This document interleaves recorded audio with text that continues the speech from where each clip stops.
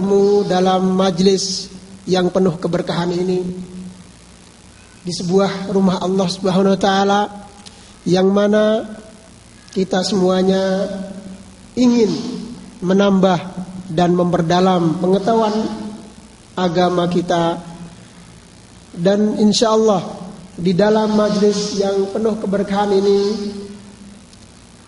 insyaallah akan dibahas tentang 1-2 ayat ataupun hadis Rasulullah sallallahu alaihi wasallam, yang ini merupakan jaminan bahwasanya sebagaimana yang dijelaskan, diterangkan oleh Nabi kita Muhammad sallallahu alaihi wasallam, haitsu qala majtama'a qaumun fi baitin min buyutillah yatluna kitaballah wa yatadarasunahu illa haffathumul malaikah wa ghashiyatuhumur rahmah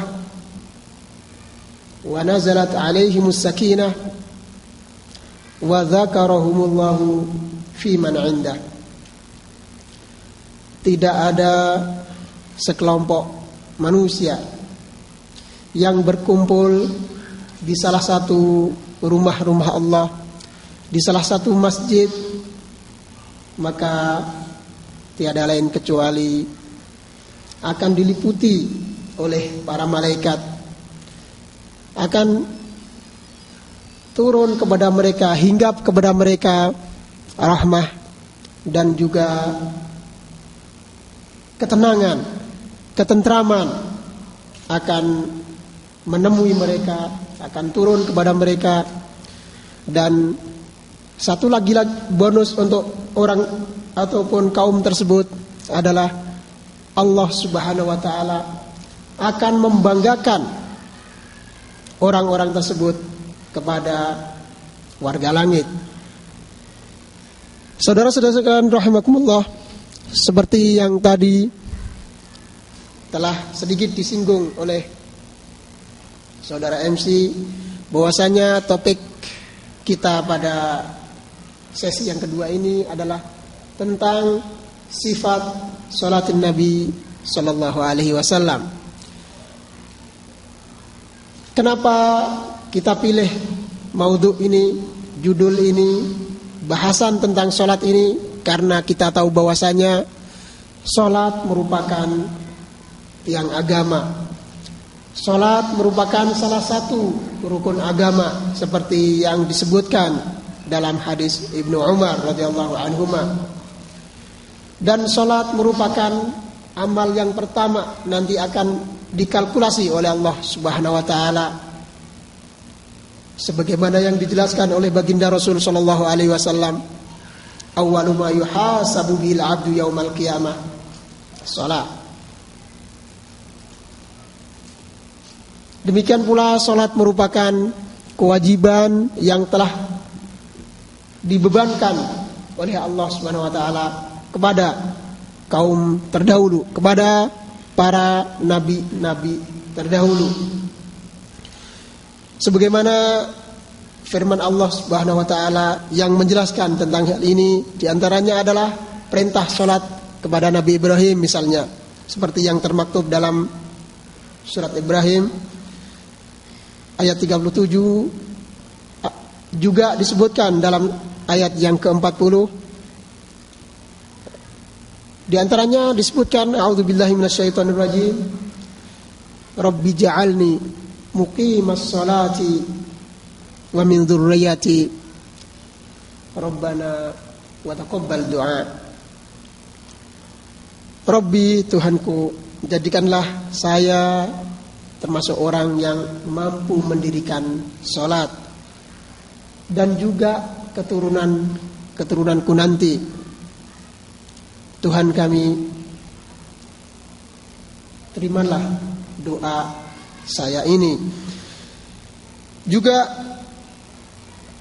perintah salat yang Allah perintahkan kepada Nabi Ismail misalnya, seperti yang termaktub dalam surat Maryam ayat 55, disebutkan a'udzubillahi minasyaitonir rajim, wa kana ya'muru ahlahu bis-shalati waz-zakah wa kana 'inda rabbih mardiyya.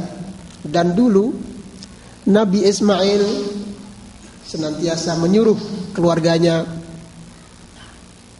untuk melaksanakan sholat dan membayar zakat. Dan beliau di sisi Tuhannya adalah sangat mendapatkan ridhonya.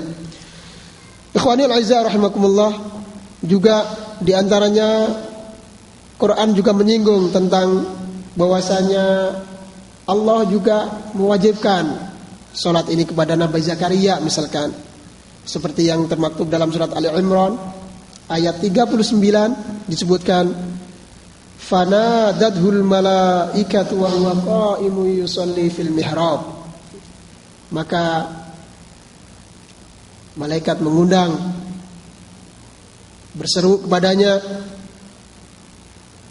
padahal beliau alaihissalam sedang menjalankan sholat di mihrabnya. Nabi Syuaib juga demikian,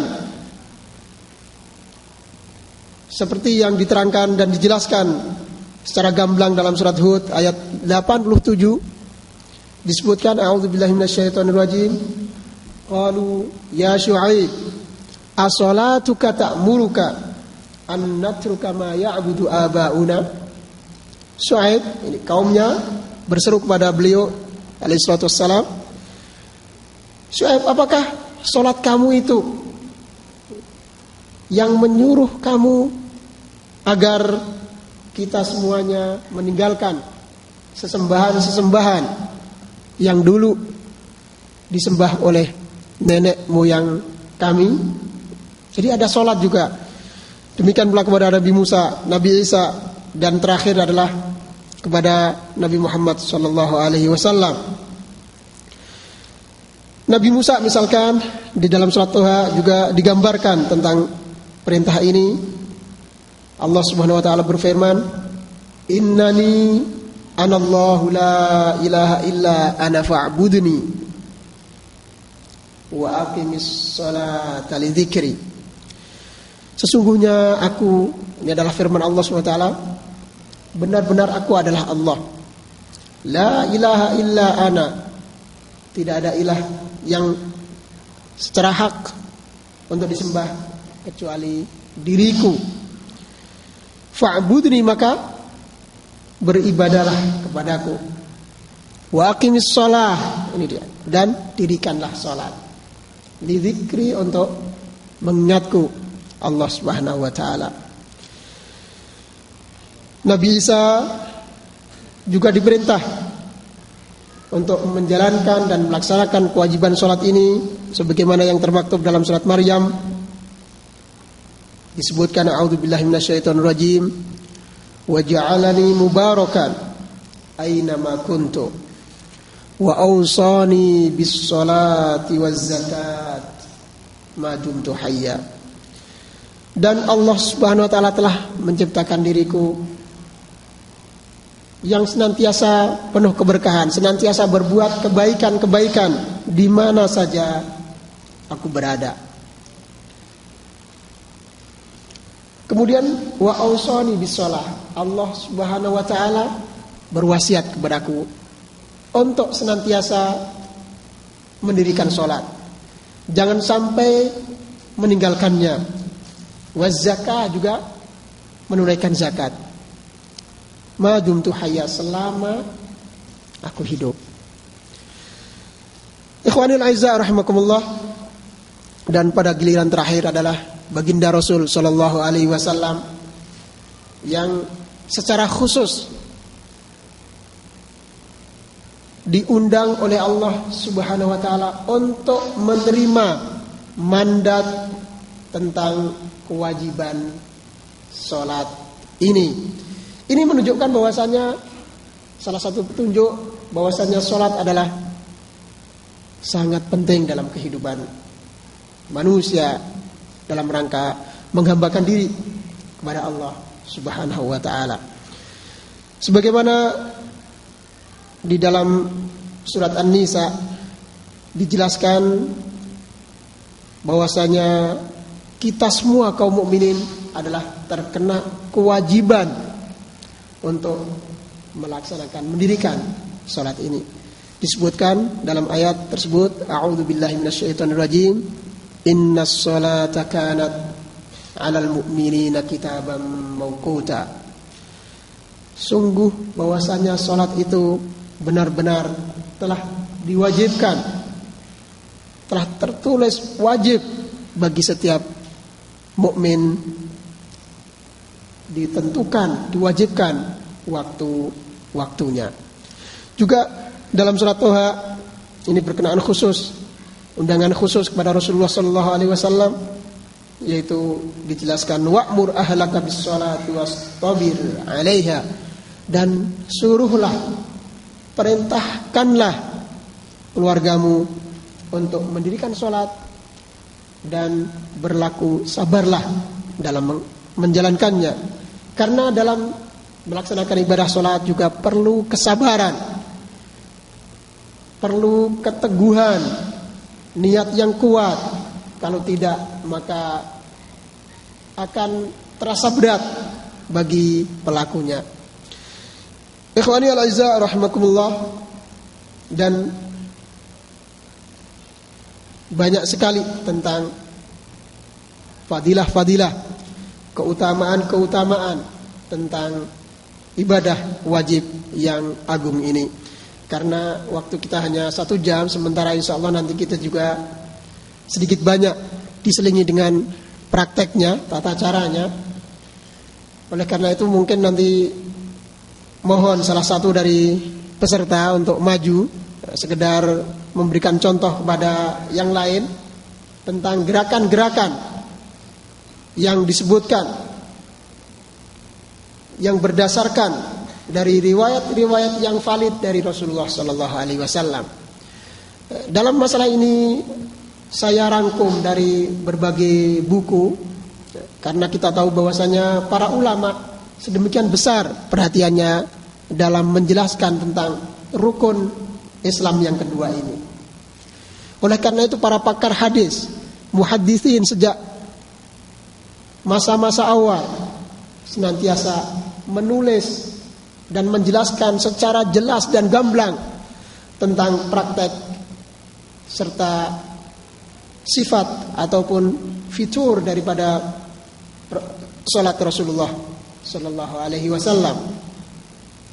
Juga tidak ketinggalan pada masa kita sekarang ini, di antaranya Syekh Muhammad Nasiruddin Al-Albani rahimahullah, Syekh Abdul Aziz bin Abdullah bin Baz rahimahullah, juga Syekh Muhammad bin Shalih Al-Utsaimin rahimahullah. Ini juga secara khusus menulis tentang sifat salat Nabi sallallahu alaihi wasallam. Mereka mewakili pada zaman kita ini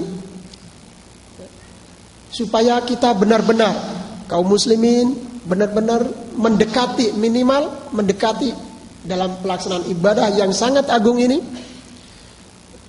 dengan sifat salat Nabi sallallahu alaihi wasallam.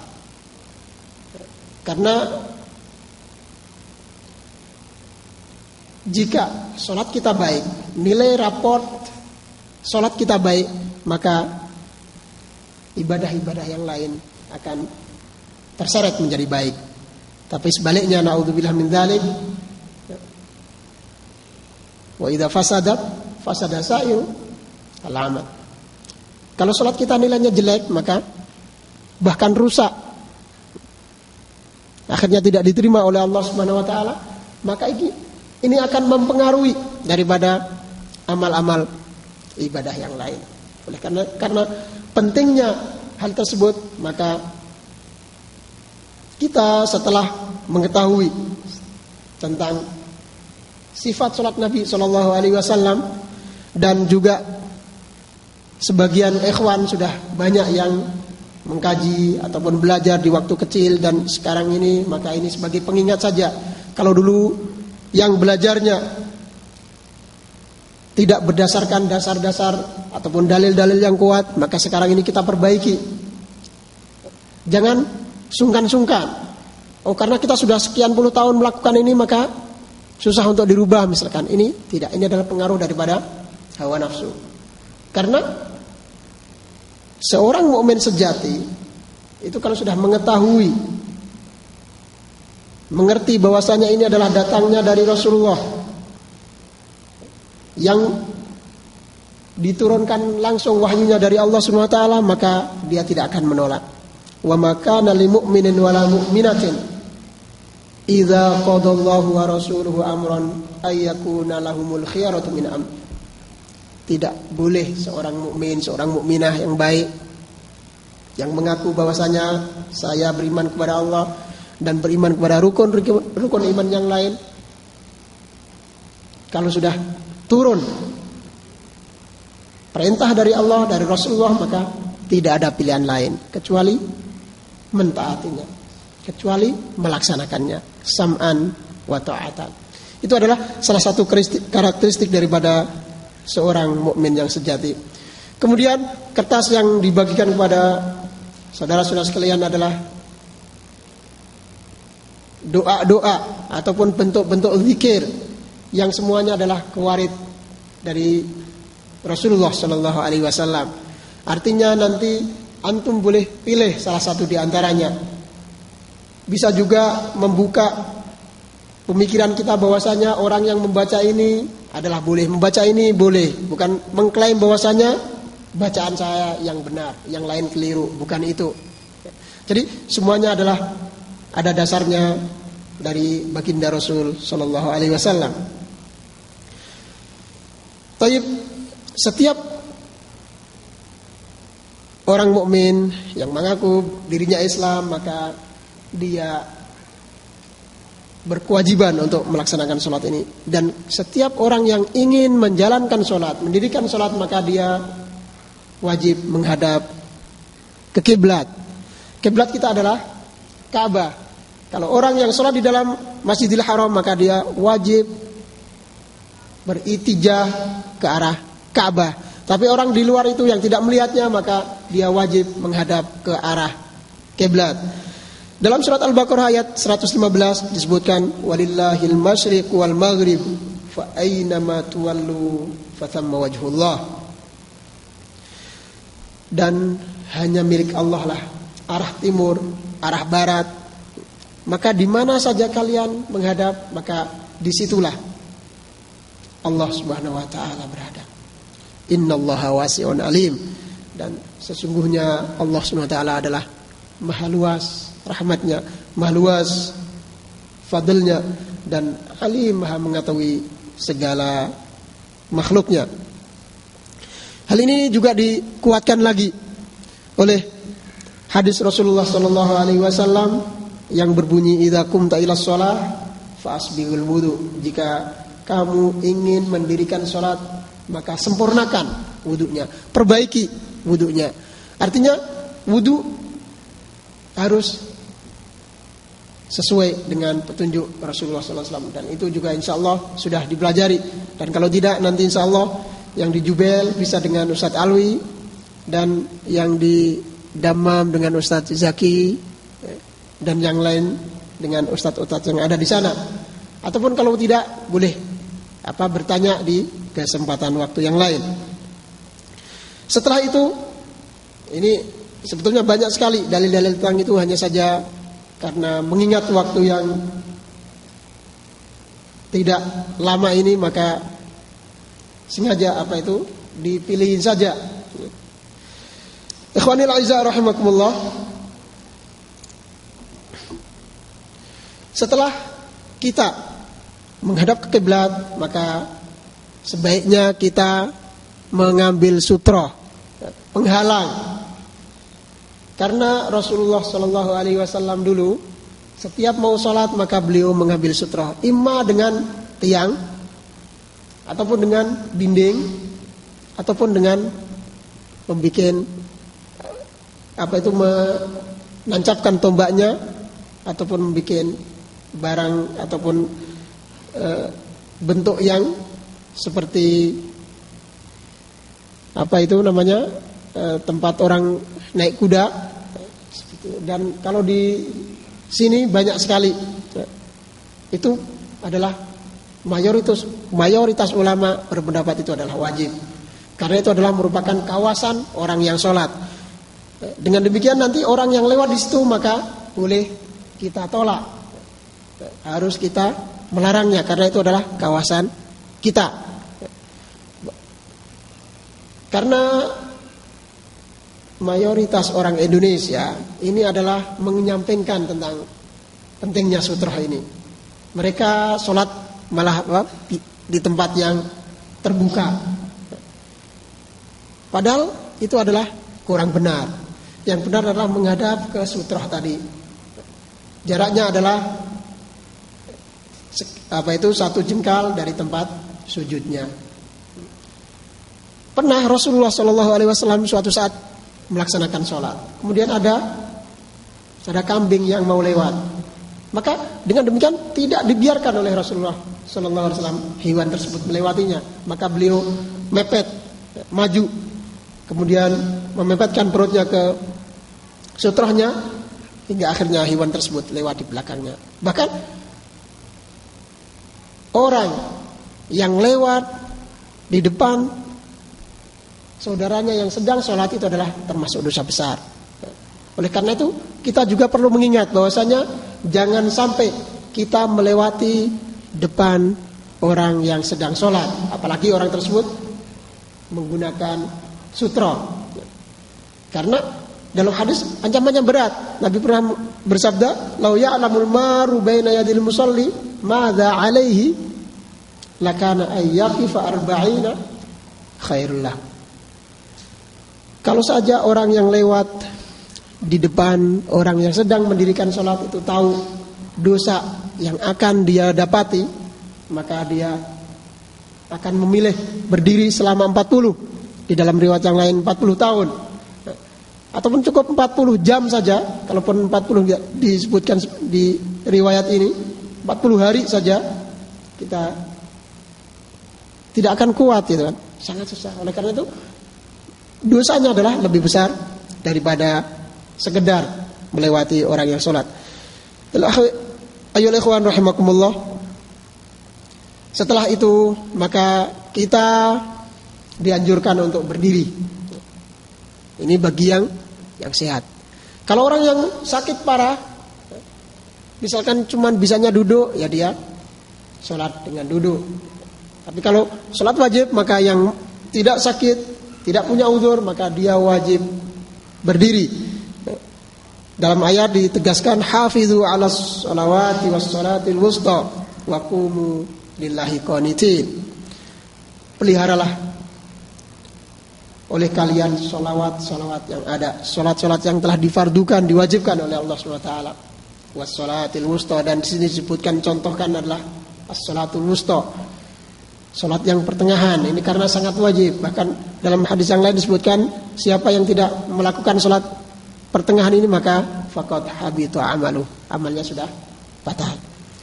Wa qumu lillahi qanitin, dan berdirilah kalian untuk Allah Subhanahu wa taala dengan khusyuk.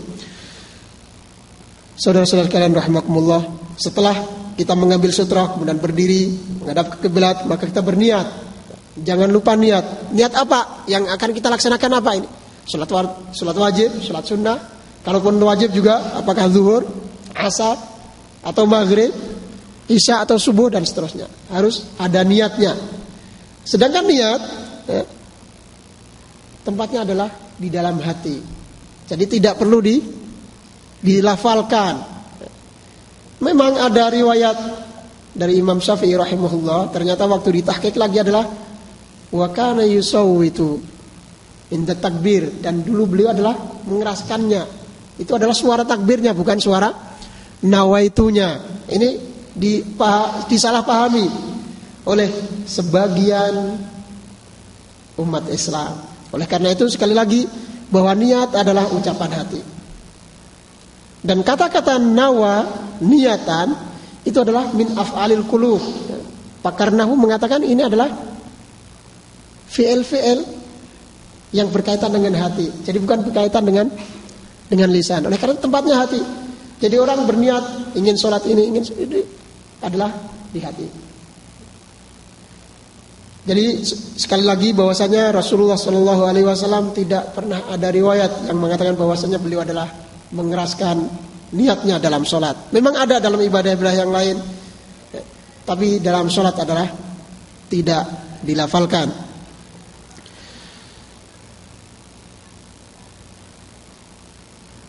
Ayolah ikhwan rahimakumullah, setelah kita tadi berniat maka bertakbir. Dalam masalah takbiratul ihram ini, karena memang dalam hadis miftahus shalah tahur wa tahrimu wa takbir wa tahlil wa taslim, bahwasanya kunci ataupun membuka salat itu adalah takbiratul ihram. Dalam masalah takbiratul ihram ini ada beberapa cara. Ada yang diantaranya pertama sekali adalah mengangkat apa itu? Kedua tangannya sejajar dengan bahunya. Kemudian semua ujung jarinya adalah lurus, bukan di kepala ataupun direnggangkan, bukan. Tapi kemudian menghadap ke kiblat. Jadi tidak boleh, karena ada yang miring begini. Ini adalah tidak benar. Jadi ini yang pertama adalah sejajar dengan bahu kita. Allahu Akbar. Kadang memang kita melihat aneh kadang kan. Ada yang dilihat aneh karena memang belum terbiasa. Biasanya yang miring gitu kan. Karena sudah jadi kecil, terbiasa seperti itu. Jadi semuanya menghadap ke kiblat. Ini cara pertama, sejajar dengan bahu. Cara yang kedua adalah sejajar dengan daun telinga. Tidak ditempelkan, tidak harus nempel. Atau ini tidak. Jadi kita sudah apa? Oh, ini pas sejajar. Allahu Akbar. Ini juga imma Allahnya dulu, dalam riwayat boleh. Jadi Allahu Akbar baru mengangkat. Ataupun bareng. Jadi Allahu Akbar mengangkat. Ataupun mengangkat dulu baru Allahu Akbar. Ini semuanya ada riwayatnya yang sahih dari Rasulullah sallallahu alaihi wasallam. Setelah kita bertakbir maka kita letakkan di dada kita. Dalam riwayat memang Rasulullah sallallahu alaihi wasallam meletakkan tangan kanannya di dadanya. Di dada kita adalah mana? Karena ada sebagian orang yang meletakkannya di bawah pusar atau di pusarnya. Atau di sampingnya. Di samping, ini kurang benar. Kelihatan dari belakang.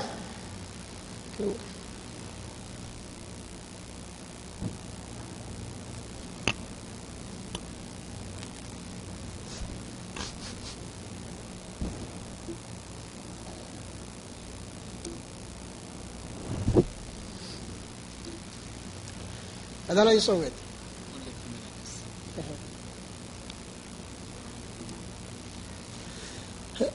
Jadi takbirnya tadi adalah ini semuanya tangan menghadap ke kiblat. Kemudian sebau ataupun sejajar dengan anak telinga kita. Tidak perlu disentuhkan atau menyentuh begini. Ini adalah jadi Allah, ini semuanya ya. Sekali lagi tidak mengepal, tidak. Ataupun direnggangkan semuanya, tidak. Sekali lagi. Jadi semuanya adalah lurus. Allahu Akbar. Atau Allahu Akbar agak naik sedikit, kemudian nanti ditaruh di pundaknya. Nah, ini ada beberapa cara. Syekh Ibn Baz rahimahullah menjelaskan ada dua cara tentang hal ini. Yaitu yang pertama kita pegang tangan kiri kita, ya. Dipegang. Ini cara pertama. Kedua, cuma diletakkan saja, ditaruh di dada. Ditaruh di dada kita. Jadi tidak di dada kita mana? As-sadr adalah ini kan. Ini adalah yang arja. Karena ada sebagian yang hulu sampai ke di bawah Ini adalah hadisnya dhaif, itu di bawah tenggorokannya. Jadi ini adalah di dada. Dipegang atau ditempelkan. Karena apa? Ini adalah bisa menambah kekhusyuan kita, menambah kekhusyuan salat kita. Ya. Jadi yang dulu melakukannya di bawah pusar atau di sebelah kiri, sebelah kanan ini adalah tidak ada dasarnya. Itu adalah kurang benar. Ya, itu berubah sekarang. Jadi yang ada dasar yang sahih dari Rasulullah adalah di dadanya. Ya. Itu cara meletakkan tangan.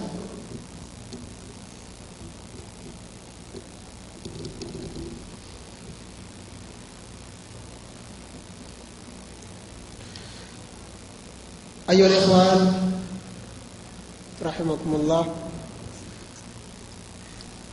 Kemudian setelah kita meletakkan tangan kanan kita di atas tangan kiri dan kita letakkan di dada kita, maka setelah itu agar kekhusyuan kita terjaga, maka yang dilakukan oleh Rasulullah SAW adalah melihat kepada tempat sujudnya. Jadi jangan sampai kita melihat, apalagi ada ornamen-ornamen masjid yang bagus, kaligrafi bagus, pemandangan bagus, ini akan menghilangkan kekhusyuan kita. Konsentrasi kita sholat menghadap Allah, berkomunikasi dengan Allah, bermunajat kepada Allah akan hilang. Dan itulah termasuk ikhtilasun minas syaitan. Itu dari setan itu. Maka dari itu, agar kita benar-benar konsen dan benar kita merasa berhadapan dengan Allah Subhanahu wa taala secara langsung, maka kita bisa menjaganya dengan melihat tempat sujud. Senantiasa pandangan kita ke tempat sujud. Oleh karena itu, jangan sampai berpaling. Kaltifat ista'laf misalkan. Ini larangan, dilarang oleh Rasulullah SAW. Jadi orang banyak berpaling, banyak bergerak, ini akan mengurangi daripada kadar kekhusyuannya. Jadi tetap konsentrasi, senantiasa melihat ke tempat sujud. Tidak boleh berpaling ke kanan, paling kiri, apalagi memandang ke atas. Itu adalah dilarang keras oleh Rasulullah SAW. Bahkan diancam, didoakan oleh Allah supaya tidak kembali lagi penglihatannya. Kalau orang yang suka dalam sholat melihat ke atas, jadi konsentrasikan kepada tempat sujud. Kemudian setelah kita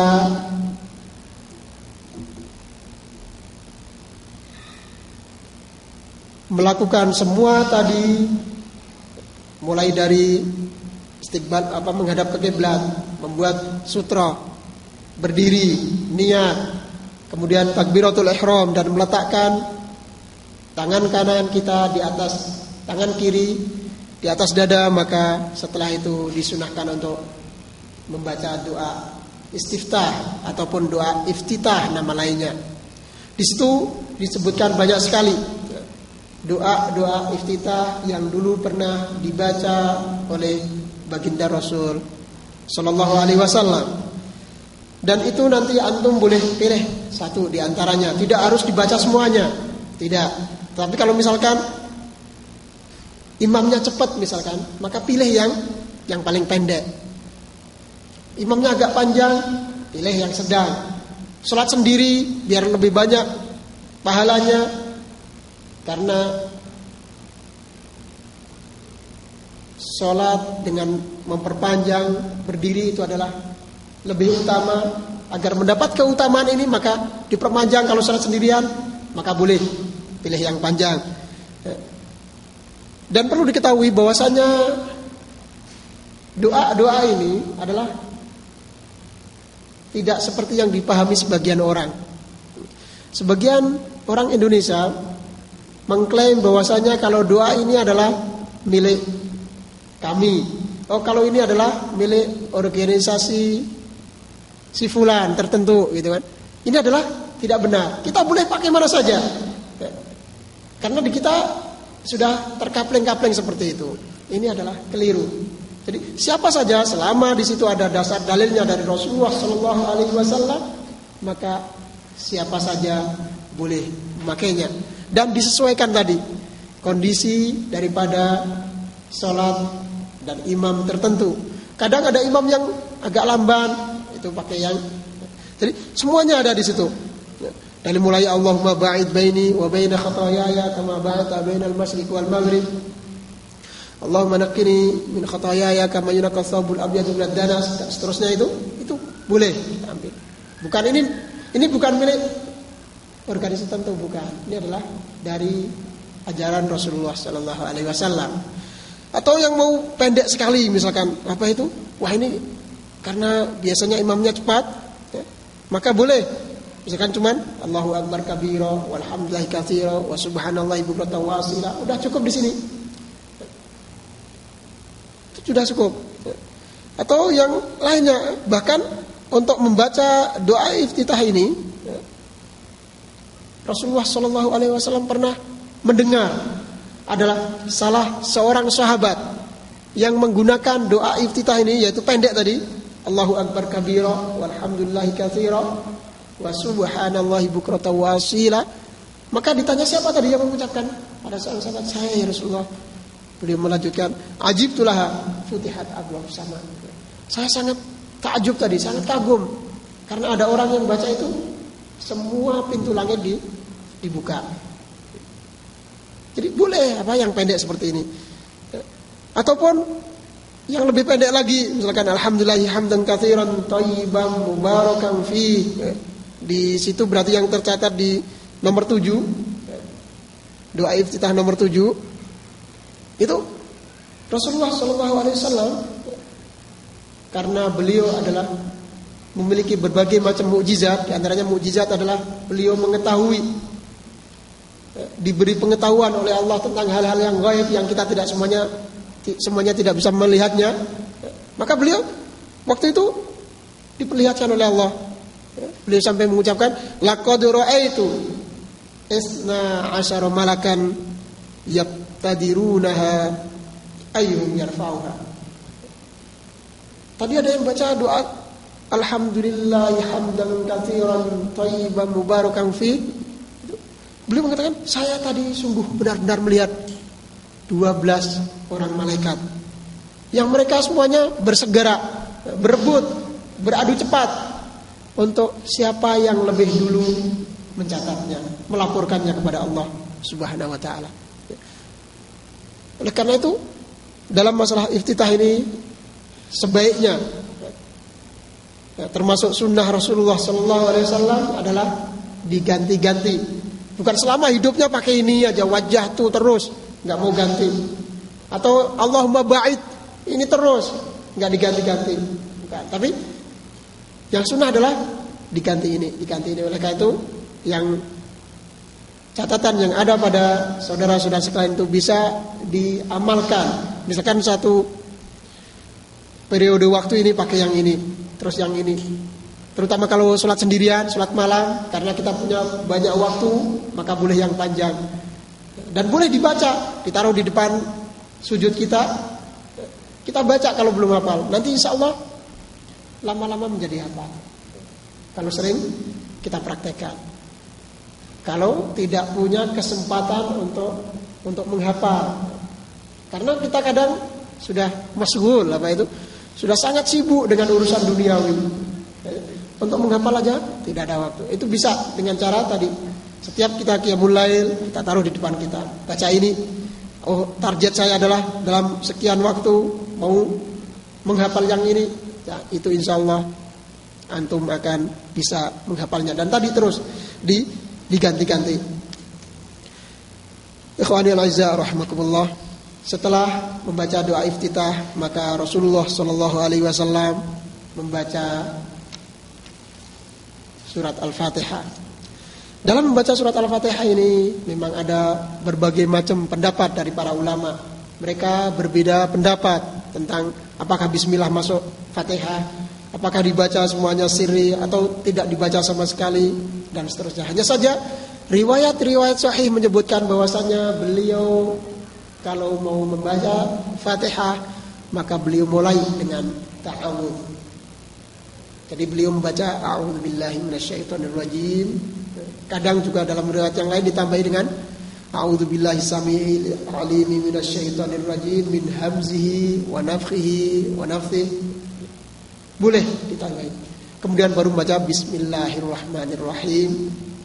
Hanya saja di dalam riwayat Imam Bukhari dan juga dikuatkan dengan Imam Muslim dan Imam Ahmad rahimahullah, bahwasanya beliau membaca dua kalimat ini adalah dengan sir, dengan pelan. Jadi tidak dengan suara yang keras. Jadi dibaca secara sirri. Itu kalau orang tersebut menjadi imam dalam solat yang jahriyah. Kemudian dalam membaca surat Al-Fatihah, terutama bagi imam, terutama bagi yang menjadi imam, ini adalah dengan sepotong-sepotong, tidak dirapel. Karena apa? Karena Rasulullah Shallallahu Alaihi Wasallam dulu kalau membaca surat Al-Fatihah adalah sangat jelas, amat jelas bacaan beliau, huruf per hurufnya, kata per katanya, dan beliau potong-potong setiap ayat. Dan ini sebagian imam sekarang ini kadang dibaca secara cepat. Dan mulai alhamdulillahirabbil alamin arrahmanir rahim maliki yaumiddin iyyaka na'budu wa iyyaka nasta'in ihdinas siratal mustaqim sampai waladhdallin, satu napas. Ini tidak sunnah. Tapi anehnya ini banyak penggemarnya. Terutama kalau masa sholat tarawih. Oh, di sana imamnya cepat, hebat. Akhirnya dibanggakan lagi kan. Sesuatu yang tidak sunnah malah dibanggakan. Ini sudah masa yang sekarang ini. Oleh karena itu yang baik adalah jelas. Alhamdulillahi rabbil alamin. Satu kata dan jelas. Ar-Rahmanir Rahim misalkan. Jadi tidak keburu-buru. Kadang ada imam yang cepat sekali bacanya, walaupun dia potong-potong tapi cepat tetap. Jadi satu ayat berhenti, satu ayat berhenti, sampai benar-benar makmumnya ini bisa meresapi. Apalagi yang tahu artinya, bisa meresapi, bisa mengetahui apa yang terkandung dalam bacaan tersebut, akhirnya menambah kekhusyuannya, menambah ketakutannya kepada Allah, menambah harapannya kalau yang dibaca adalah ayat-ayat kenikmatan, bertambah dan bertambah. Ini adalah faedahnya. Bukan tadi cepat sekali. Ini yang perlu digarisbawahi dalam masalah membaca Fatihah. Kemudian setelah imam membaca sampai waladhdallin, maka makmumnya baca amin. Karena Nabi SAW pernah menyuruh, idza qala al-imam ghairul maghdubi alaihim waladdallin faqulu amin. Ataupun dalam riwayat yang lain, idza amminal imam fa aminu. Kalau imam baca amin, maka ikutilah membaca amin. Berarti di sini juga ada anjuran bahwasanya yang menjadi imam juga membaca amin. Kadang sudah jadi imam udahlah diam aja, enggak baca amin. Ini juga kurang benar. Karena apa?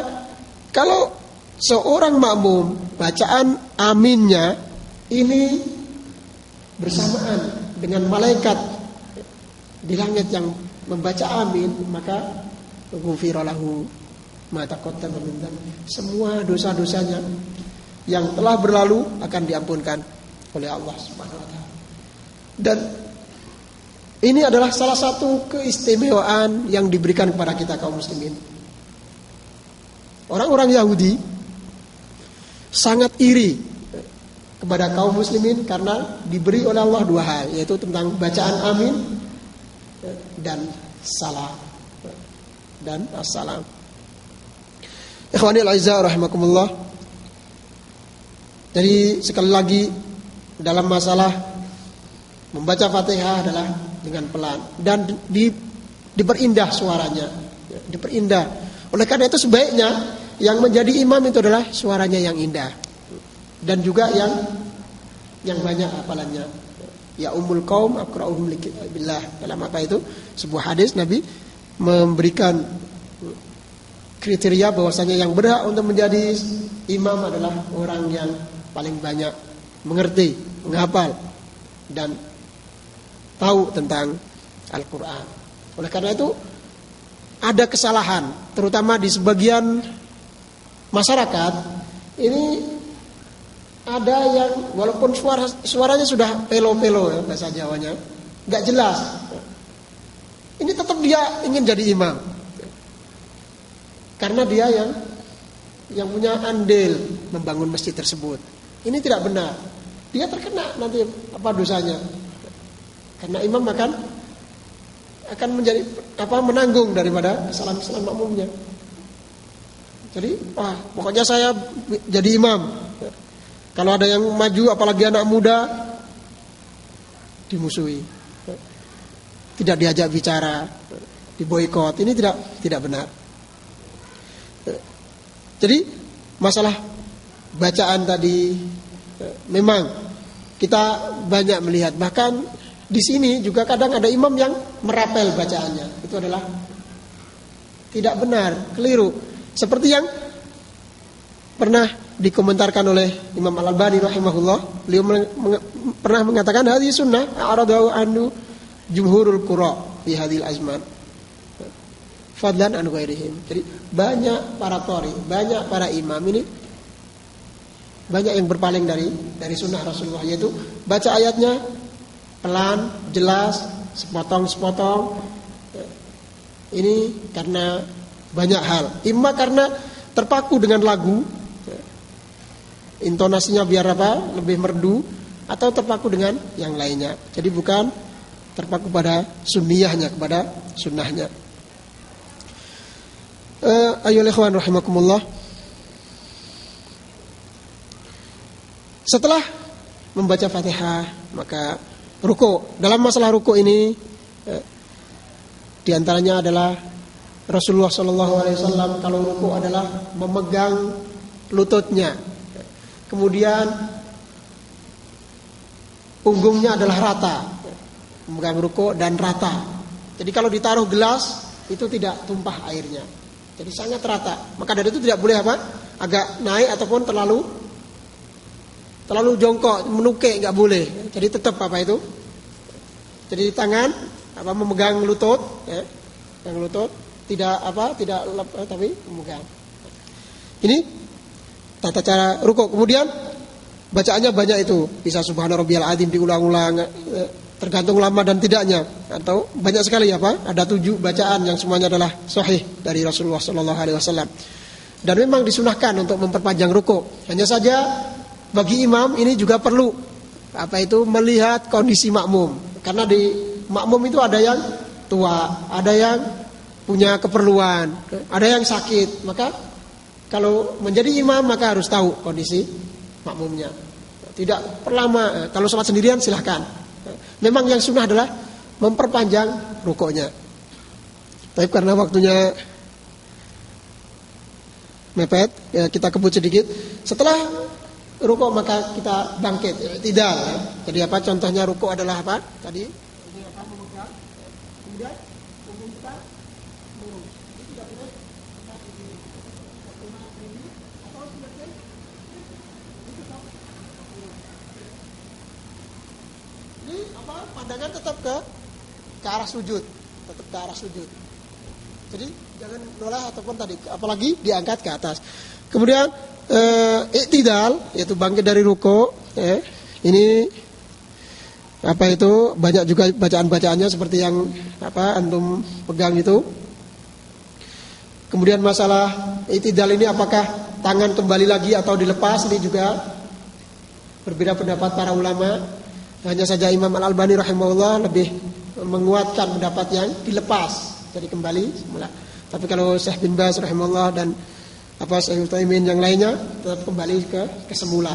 Yang mana intinya adalah yang mana yang bisa membawa kita lebih khusyuk, maka itu yang kita ambil. Kalau begini lebih khusyuk, maka itu lakukan. Atau yang lebih khusyuk begini tidak bergerak, itu yang dilaksanakan karena masing-masing punya dalil yang kuat. Setelah ruku kemudian i'tidal maka sujud. Dalam melaksanakan sujud ini juga ada beberapa cara. Ulama juga berbeda pendapat apakah mendahulukan lututnya atau mendahulukan tangannya. Kalau dalam hal ini saya Al-Albani rahimahullah lebih mentarjih yang mendahulukan tangannya, dari tangan kemudian lututnya. Sedangkan Ibnul Qayyim rahimahullah, Syekh bin Baz dan ulama-ulama yang lain lebih mentarjih yang mendahulukan kedua tangannya waktu bergerak menuju ke sujud. Setelah sujud, maka dalam sujud ini kita diperintahkan oleh Rasulullah sallallahu alaihi wasallam untuk memperpanjang dan sujud di atas 7 anggota badan. Anggota badan adalah 7 tersebut adalah kening dengan hidung 1, dihitungnya 1. Kemudian kedua telapak tangan, kedua lutut dan kedua tapak kaki. Dan semuanya adalah menghadap ke kiblat. Jadi apa? Ininya ujung-ujung jarinya ini kita hadapkan lurus ya. Ini lurus. Ini menghadap ke kiblat. Menghadap ke kiblat. Ya. Untuk apa itu jaraknya seperti tadi kita waktu takbir.